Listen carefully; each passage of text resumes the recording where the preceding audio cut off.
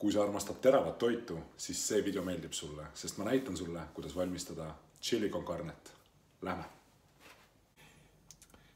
Nii, käime üle siis koostisosad. Kuna tegu on chili con carnega, carne tähendab liha, siis see on minu hakkliha. Kui sa tahad mõnda muud liha selles kasutada, näiteks kana hakkliha, võid seda vabalt teha. Siis järgmisena oad. Mina kasutan mustjube, kuigi traditsiooniliselt pannakse vist punased oad chili con carne sisse, aga mulle lihtsalt maitsevad mustad oad rohkem. Ja siin on mul purustatud tomat, mis on samuti siis purgist pärit. Kui sina tahad kasutada värskeid tomateid, palun väga, ei ole probleemi. Ja need on siis sibulad. Ja nüüd siis maitseainete juurde. See on mul täiesti tavaline petersell. Kui sa tahad mõnda muud rohelist ürti kasutada, palun väga. Aga ma ei soovita väga, sest petersell sobib siia suurepäraselt. Siin on mul cayenne pipar.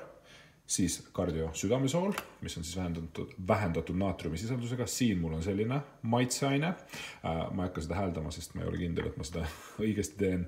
Ja nüüd selles on mul siis musterapipar, mis on siis Santa Maria oma ja samuti Santa Maria kuivatatud küüslauk. Aga lihtsalt see on väga-väga hea jahvataja, ehk siis siia sisse ma panen need tavaliselt.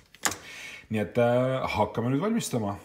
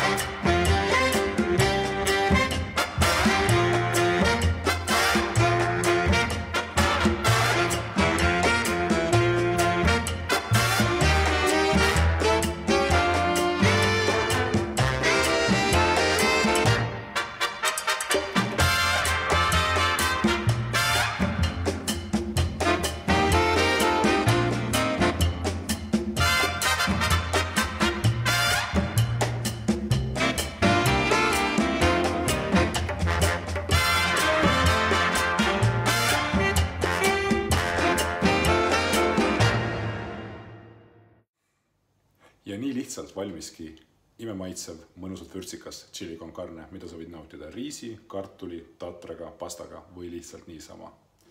Head isu!